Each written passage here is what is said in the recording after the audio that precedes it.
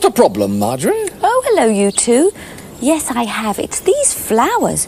Either they've grown too tall or the rain's bent them over or something, but I can't get them to stand up straight and they look so untidy like this. Well, I shouldn't worry about that. The whole garden looks untidy in my opinion. Very untidy anyway, with all that stuff over there. I know. But I can't keep it in the greenhouse anymore now that I'm storing my spring water bottles in there. Isn't there enough room for all that as well? No, there isn't. Actually, I'm planning on taking it to the tip later, but I've got to help Mr. Grimley pick his apples first. Oh, hello, Mr. Grimley. Are you ready? Oh, no, not yet. No, I've just bought a few things for the Riddlers. Oh, a Riddlestone. Thank you, Mr. Grimley. Yes, I found it in the bushes at the bottom of my garden. And I know you need it for your training. But that's not all I've brought for you. Here. Your chimney sweeps brushes? I thought you might like to have them. I know how you Riddlers can find a use for things. Oh, but we can't have those, Mr. Grimley. You need them. How can you sweep chimneys without your brushes? Answer me that. But I'm not going to be sweeping chimneys from now on. I've got myself a new job. Mr. Grimley, congratulations. What's the new job? It's a job selling cars. I'll earn a lot more money, and I won't get half as dirty, and that's a fact. And you're giving your brushes to us? Well, that is kind, Mr. Grimley, that is. We'll put them to good use. In fact, I might set up as a chimney sweep myself. I don't think that's a very good idea, Mossop. You got it in an awful mess that time you helped to sweep Mr. Grimley's chimney. Well, I was just learning then, wasn't I? But practice makes perfect, that's what I always say. Well, most times it does, Mossop, but not always. I don't really think that sweeping chimneys is the job for you, Mossop. Well,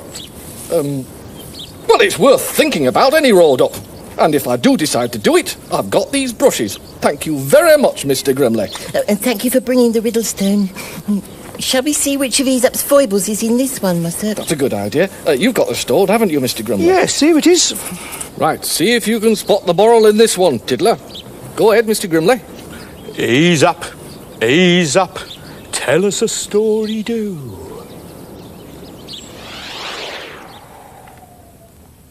A tiddler was walking to market one day with a pail of milk balanced on her head. Now, that's not an easy thing to do, but since the tiddler had rather a flat head, she didn't find it too difficult. She was daydreaming as she walked, and this is the daydream she was having. When I sell this milk, she thought, I'll have enough money to buy a dozen eggs. I'll get the broody hen to sit on the eggs, and they'll hatch out into 12 beautiful little chicks. And then I'll take the chicks to the market and sell them, and then I'll have even more money. And then, she thought, then I'll be able to afford something that I've always wanted. A football. Yes, she was mad on football, this particular tiddler. She loved to race around in all weathers, kicking a ball about. But the ball she kicked about was just a bundle of rags tied up with string. All her life she'd wanted a proper football. A football made of pure leather. She could see it in her mind's eye. She'd dribble it along the ground. She'd kick it into the air. She'd jump up and head it into the goal. She flicked her head at the imaginary ball, and the pail of milk flew off and went crashing to the ground. "Oh, my milk," she said. "Oh, my eggs, oh, my chickens, oh, my beautiful leather football." But it was too late. The milk had trickled away into the dust, and with nothing left to sell at the market, the tiddler set the empty pail on the flattest part of her head and set off sadly back home. And what lesson should we learn from that, Tiddler? What's the moral, eh? Never play football with a pail of milk on your head. Yeah, you what? It's all right, Mossop. I'm only teasing. Is it, don't count on something until you have actually got it. Ah, that's the moral, all right, Tiddler. And that there Aesop's foible gave rise to one of the most famous Riddler sayings.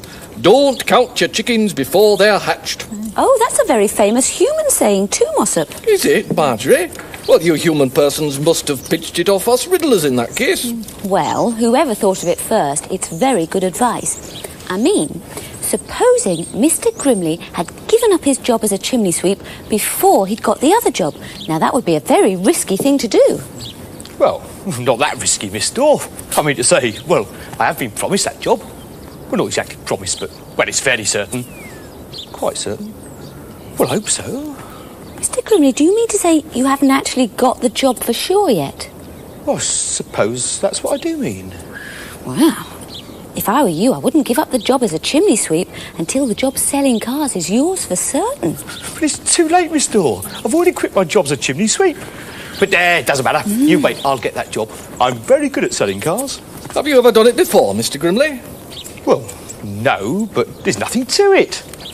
Look, just pretend you want to buy a car. Which car? Well, any car. An imaginary car. Look, just imagine this is a car. Where's the door, Mr. Grimley? Here it is. Oh, yes, fancy me not spotting that. Oh, there's another one on this side too. Oh, needs a bit of oil, Mr. Grimley. Right you are, Miss Dorr. Now, you two are coming into the showroom. Oh, wouldn't you like to buy a car like this? Driving it along would be such bliss. It's the finest car that ever there was, you must agree. Oh, wouldn't you like to buy this car from me?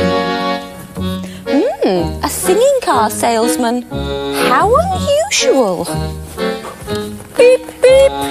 Isn't this car a lovely shade of green?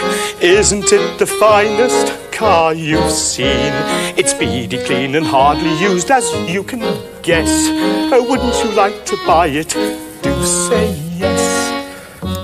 Well, I'm not sure. Have you got anything else? Well, yes, of course, sir. Over here. Oh, sit in this one, see how good it feels. Isn't this the finest thing on wheels? It only costs £1,000, but I take less. Oh, wouldn't you like to buy it? Do say yes.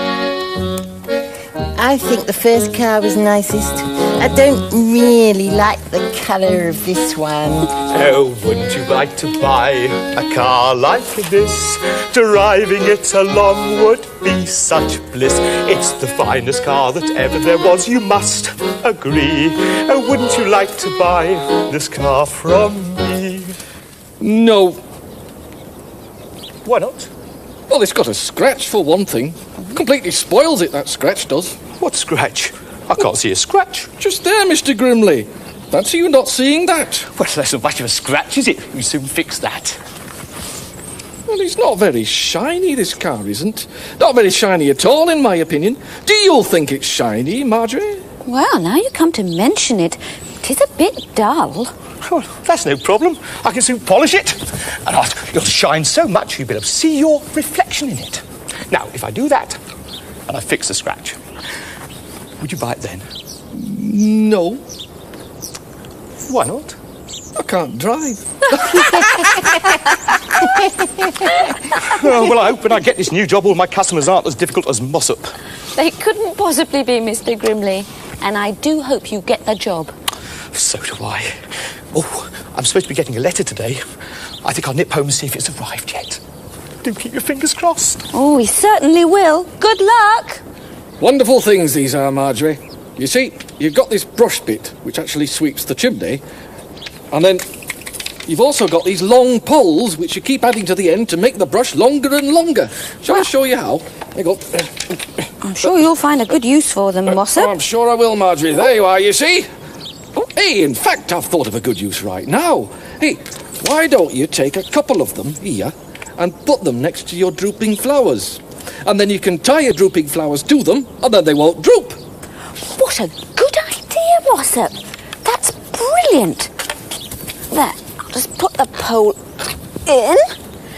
And I'll be careful not to tie the tie too tight, so it'll damage the flower. There. They're going to look much better when they're straight. They certainly are, Marjorie. Terrific. Right now, Tiddler, let's see what use we can make for these ones. Come on, then. Right, just a minute. Oh, Come on, Tiddler. yeah, I'm coming. Come on. Steady she goes, Tiddler. Whoa, careful now. Hey, Tiddler, I've just had the most marvellous idea. Wait till you hear this. Hey, what's this then? It's a chimney sweep's brush. Nah, that's where you're wrong, Tiddler. A chimney sweep's brush is what it was. But what it is now is an apple getter downer. What? Listen, if you want to pick an apple from an apple tree, you've got to climb the tree, haven't you? Yes. Ah, but you do not. Not if you've got an apple getter downer, you don't. With an apple getter downer, you simply brush the apples down, like so. There we go. See that tree? And brush away. And then when the apples drop off, you can eat them straight away. Simple, eh? Hey up. Seem to have got it stuck. Mossop. Oh! Mossop, are you hurt? No. I just thought I'd have a sit down, Marjorie. Very comfortable pile of junk this is. Although it's gone mighty dark in here. Oh, hello, Mr. Grimley. Come to tell us you've got that there job as a salesman, have you? Oh, Mossop, Mr. Grimley didn't get the job. No, it all fell through. Oh, what a shame. It is that. So what are you going to do now, Mr. Grimley? Go back to cleaning chimneys? I can't do that. I've already given that up, haven't I? And even if I hadn't, I could hardly sweep chimneys with this, could I? No. Sorry about that. I had a sort of accident, you see. Well, it looks as if those brushes are going to have to go down to the rubbish tip along with this other stuff, Marjorie. You're not dumping all of this stuff down at the tip, are you? Well, yes, I am. I don't know what else to do with it. But this is all useful stuff, this is. It doesn't look it. Oh, but it is. Well, look, take these stools, for instance. You could paint these up and they'd be as good as new. You could get money for these. And all these metal things. A scrap merchant would pay you for those. Really? Well, yes, you see, they melt them all down and turn them into fresh sheets of metal. It's like all these old clothes. These can be shredded and turned into new cloth again. A rag merchant would buy those off you. Well, I'll tell you what, Mr. Grimley, if you can find a use for any of this stuff, you're very welcome to it. I mean, I'll be glad to get rid of it. Well, I think I might take you up on that offer, Miss Dore. Yes, in fact, I'll set myself up as a rag and bone man. And I can collect other people's rubbish and recycle it. What a good idea. There must be lots of people like me who want to get rid of stuff they don't use anymore. Well, yes, it might not be useful to them, but it would be useful to other people. That's what I'll do then. I'll be a rag and bone man. Good for you, Mr. Grimley. Hey, it's good to know that none of this stuff will be just thrown away. I mean, there must be loads of useful things in here. I mean, look at this down here, for example. This is good. Hey, and some quite heavy ones, too.